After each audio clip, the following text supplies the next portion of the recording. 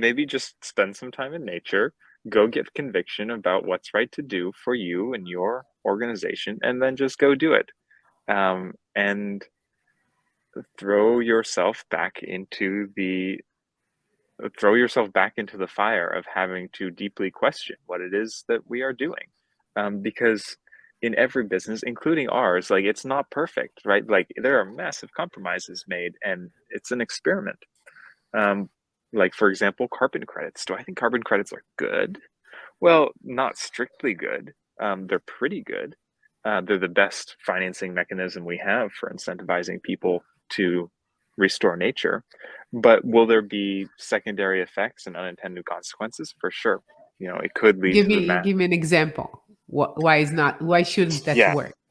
So Larry Fink, if he ends up owning South America because he bought all the land from indigenous people, I'm not picking on Larry Fink. He's potentially a good person.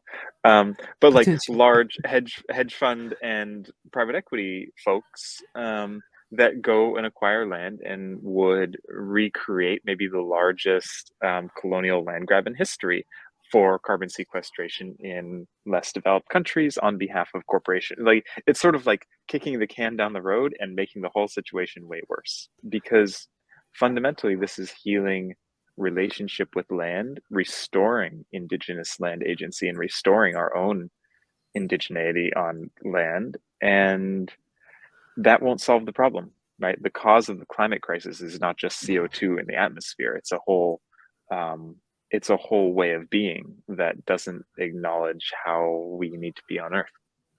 Yeah. But what you're saying is not only about the damage that we're doing to the outside, like to the nature and to the atmosphere and to the land. It seems that as we go further and more far from nature, we are feeling, I know, because maybe we're like less used to be that way as human beings. So maybe we're feeling more depressed and more anxious because we're not there, maybe. And maybe when we get there, it will be good for us too, maybe. It's got to be. I mean, one of my, whatever, someone said, uh, if you want to save the world, throw a better party. It has to be better for the humans. Otherwise, we're not going to do it. So, right now at our company headquarters, I'm sitting in the redwoods and it's great. I can be on Zoom calls all day and it's still okay. Um, and a lot of people could benefit from that sort of pacing and connection with themselves as an embodied animal on Earth. And work and most environments are actually not intrinsically conducive to the human animal and make it a little bit shut down. And so I do think there's a deep healing process of being back in touch with the body as the like visceral um, connection with the rest of life. It's a body, and we're on the earth body, and it's one big body. And so if people don't have the felt sense of that, they will do things that are not good for the earth body. Yeah. So, as if I understand you correctly, what you're saying is that it's not enough to say, yeah, we're going to pay this tax of emissions and we're going to solve it somewhere else. We're going to solve the way that we see things and the way that we handle our lives in this earth currently. Because if we Yeah, just remove it somewhere else, like, yeah, we're going to plant more trees in Africa and that's it. yeah. I mean, we can regulate action and policy around incentive structures, but it's not like you can go then regulate culture and be like, hey, everyone, get a little bit more in touch with your body, and we're going to make a law that says so. It just doesn't Yeah. work like that. So um, there are some things that we can do systemically, politically, with money, and there's some things that we can't. And at least we should make policies that reflect our best understanding of how human beings should act on Earth, even if we're not there all the time. You know, And I, so at least we don't, sort of destroy things along the way quite as much. yeah.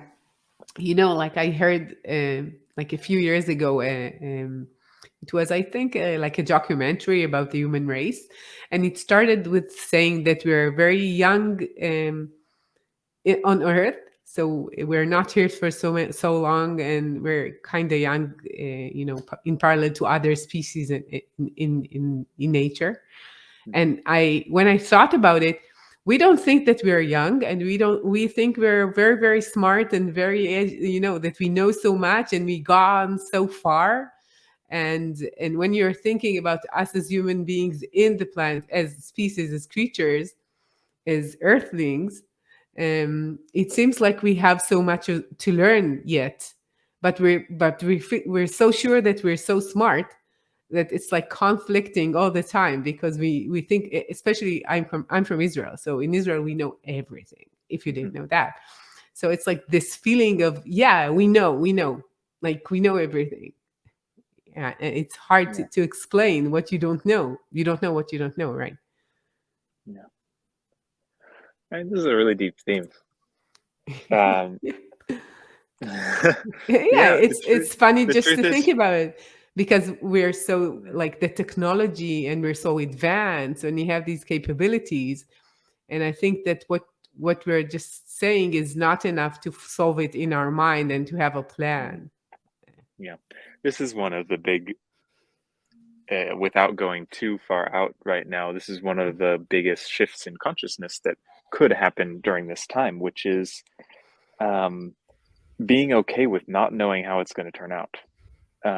For your own like, because you don't know anyway, right? Like, how is your individual life going to turn out? No, people get divorced, people die, things happen. There's major emotional, dramatic events in everyone's life that they did not see coming. um, and also a major, amazing good things that they did not see coming. So there's no way of knowing. And it's the same, I think, for us as a species. Like, it actually might not turn out okay. Yeah, Um, it might. and it might actually be amazing. And so we don't know. And it's a vote with our time of what we want to happen. Like, we will, whatever it is, like, we are going to participate in creating whatever it is. So as a species, and for your company, what what future do you want to vote for, and be specific about that, because you are actually, like, whether you're selling refrigerators or driving trucks or being a nurse or any category, like, what is the world you're voting for, and what is the world you're voting for by subtly agreeing with whatever your employer or company is doing that actually isn't in integrity with you? Or how are you exhausting yourself or working too hard, or, like, and we are